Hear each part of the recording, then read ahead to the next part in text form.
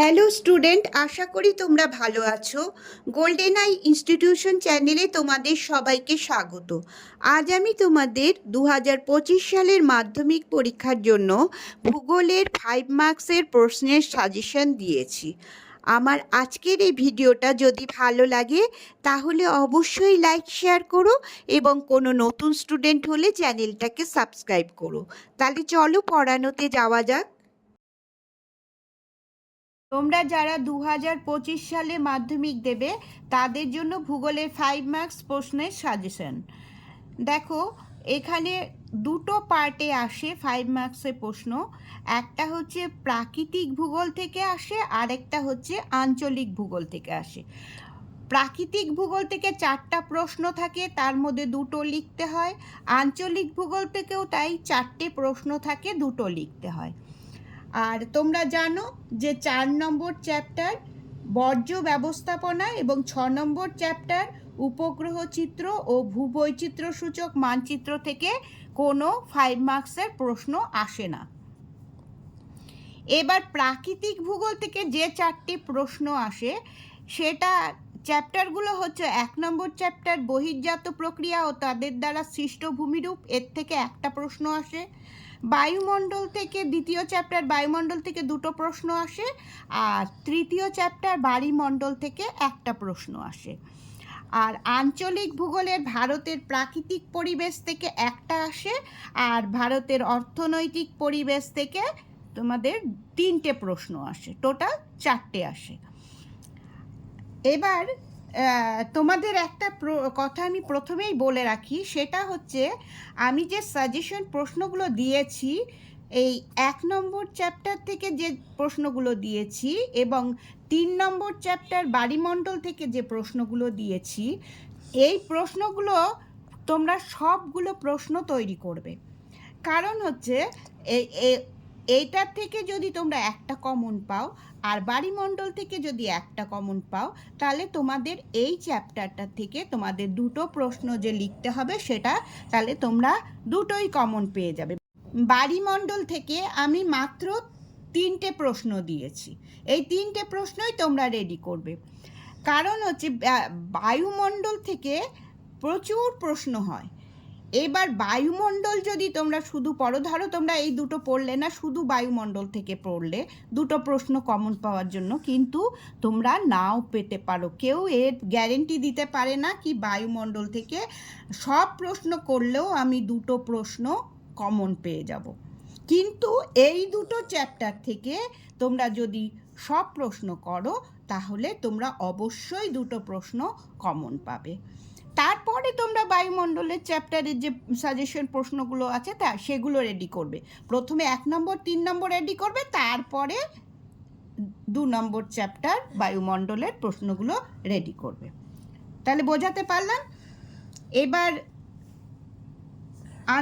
এবার আমি দিচ্ছি বহির্জাত প্রক্রিয়া থেকে আমি কি কি প্রশ্ন দিয়েছি। দেখো, বহির্জাত প্রক্রিয়া ও তাদের দ্বারা সৃষ্ট ভূমিরূপ থেকে 1 নম্বর প্রশ্ন দিয়েছি, নদী ও হিমবাহের ক্ষয় ও সঞ্চয় কার্যের ফলে গঠিত ভূমিরূপ। দেখো, এখানে কিন্তু 4টে প্রশ্ন একসাথেই দিয়েছি, কিন্তু নদীর ক্ষয় কার্যের ফলে গঠিত 3টি ভূমিরূপ, নদীর সঞ্চয় কার্যের ফলে গঠিত 3টি ভূমিরূপ, হিমবাহের ক্ষয় কার্যের ফলে গঠিত 3টি ভূমিরূপ, আবার হিমবাহের সঞ্চয় কার্যের ফলে গঠিত 3টি ভূমিরূপ। এগুলোর কিন্তু যে 3টেই পড়ো না কেন তোমরা নিজেরা চয়েস করে যেটা তোমাদের মনে হবে সেই 3টে লিখবে, কিন্তু তোমরা আঁকাটাও তোমরা প্র্যাকটিস করবে। ভূমিরূপের কীরকম গঠন সেই চিত্রটাও কিন্তু তোমরা প্র্যাকটিস করবে। তা এটা খুবই ইম্পর্টেন্ট। এই 4টের থেকে একটা আশা করি তোমরা কমন পেয়ে যাবে। আর একটা ইম্পর্টেন্ট আমার মনে হয়েছে, হিমবাহ ও জলধারার মিলিত কার্যের ফলে গঠিত ভূমিরূপ। আর 3 নম্বরে আমি দিয়েছি নদী ও বায়ুর মিলিত কার্যের ফলে গঠিত ভূমিরূপ। এবার দ্বিতীয় চ্যাপ্টার বায়ুমণ্ডল। বায়ুমণ্ডল থেকে কি দিয়েছি? 1 নম্বর দিয়েছি বায়ুমণ্ডলের স্তরগুলি কি কি এবং যে কোনো দুটি স্তর সম্পর্কে লেখো। অথবাতে দিয়েছি উচ্চতা ও উষ্ণতা অনুযায়ী একই ধরনের প্রশ্ন, একই উত্তর হবে। উচ্চতা ও উষ্ণতা অনুসারে বায়ুমণ্ডলের স্তরগুলি লেখো এবং আলোচনা করো। 2 নম্বরে দিয়েছি বায়ুমণ্ডলে উষ্ণতার তারতম্যের প্রধান 3টি কারণ ব্যাখ্যা করো। 3 নম্বর প্রশ্ন দিয়েছি ওজোন গ্যাস কি, ওজোন গ্যাসের উৎপত্তি কিভাবে হয় এবং এর ধ্বংসের কারণগুলি লেখো। 4 নম্বর প্রশ্ন পৃথিবীর নিয়ত বায়ু প্রবাহগুলির উৎপত্তি ও গতিপথ চিত্র সহ ব্যাখ্যা করো। এই প্রশ্নটা কিন্তু মানে খুব সাবধানে লিখতে হবে, কারণ যদি এই গতিপথের চিত্রের যদি মানে তীর চিহ্নগুলো একটু ভুল হয় তাহলে কিন্তু পুরোটাই কাটা যাবে। সেই জন্য বলছি বায়ুমণ্ডলটা খুব সাবধানে পড়তে হবে এবং লিখতেও হবে যদি তোমরা এটার থেকে কোনো প্রশ্ন অ্যাটেন্ড করো। 5 নম্বর মৌসুমি বায়ুর সঙ্গে জেট বায়ু প্রবাহের তুলনা করো। এটাও খুব ইম্পর্টেন্ট প্রশ্ন এবারের জন্য। বায়ুমণ্ডলের চাপের তারতম্যের কারণগুলি লেখো। উষ্ণতার তারতম্যের কারণ আবার চাপের তারতম্যের কারণ, দুটোই ইম্পর্টেন্ট এবার। 7 নম্বর নিরক্ষীয় নিম্নচাপ বলয় এবং মেরুদেশীয় উচ্চচাপ বলয় সৃষ্টির কারণগুলি ব্যাখ্যা করো। 8 নম্বরে দিয়েছি শৈলক্ষেপ বৃষ্টিপাত কিভাবে সংগঠিত হয় এবং উপযুক্ত উদাহরণ এবং চিত্রসহ বর্ণনা করো। এটাও মাধ্যমিকে একবার এসেছিল এই প্রশ্নটা। অথবা বৃষ্টিপাতের শ্রেণীবিভাগ করো এবং শৈলক্ষেপ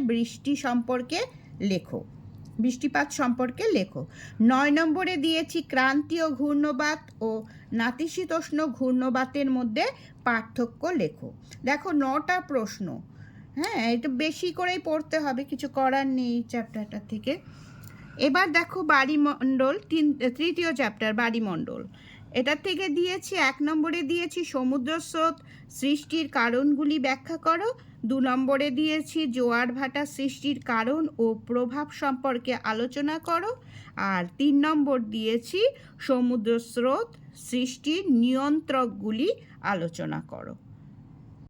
আঞ্চলিক ভূগোল থেকে ভূগোলের যে প্রথম পার্টটা ভারতের প্রাকৃতিক পরিবেশ থেকে আমি সাজেশন প্রশ্ন দিয়েছি। 1 নম্বর দিয়েছি ভারতের পূর্ব ও পশ্চিম উপকূলের সমভূমির বৈশিষ্ট্যগুলো তুলনা করো বা পার্থক্য লেখো।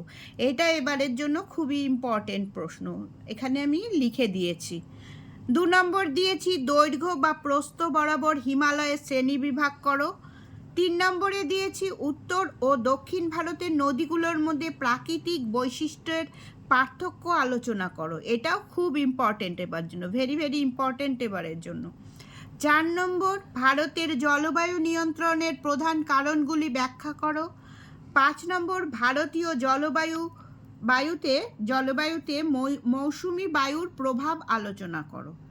এটাও আমার ইম্পর্টেন্টই মনে হয়েছে এবারের জন্য। আর 6 নম্বরে দিয়েছি জল সংরক্ষণ বলতে কি বোঝো, জল সংরক্ষণের পদ্ধতিগুলো আলোচনা করো। এটাও এবারের জন্য ভেরি ভেরি ইম্পর্টেন্ট প্রশ্ন।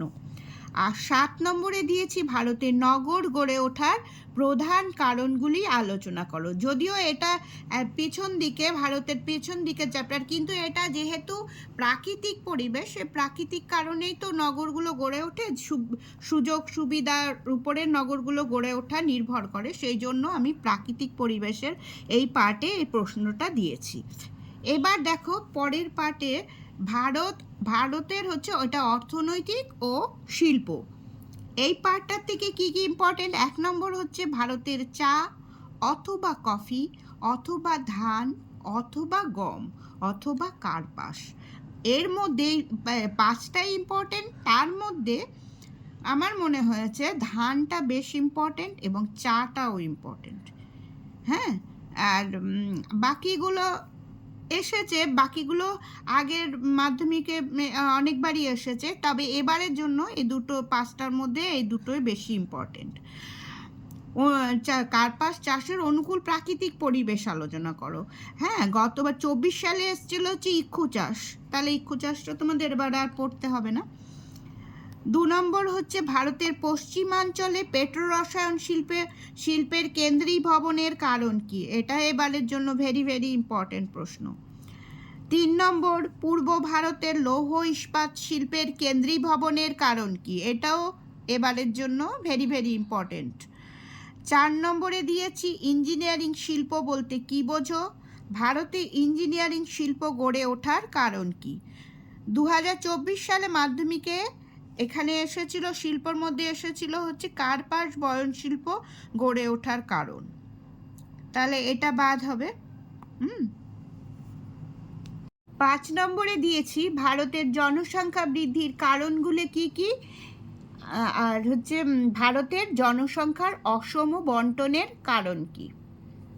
তাহলে এই কটা প্রশ্ন এবারে সাজেশন মাধ্যমিকের জন্য 2025 সালে।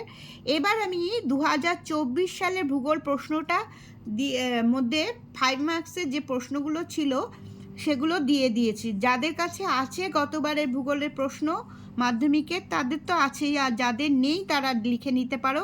প্রাকৃতিক ভূগোল থেকে এসেছিল এই যে বায়ুর ক্ষয়কার্যের ফলে 3টি ভূমিরূপ দেখেছো, এখানে এই যে চিত্র সহ বর্ণনা করো। চিত্র কিন্তু অবশ্যই প্র্যাকটিস করবে তোমরা, যে সাজেশনে যে প্রশ্নগুলো দিয়েছি তার চিত্রগুলো তোমরা প্র্যাকটিস করবে।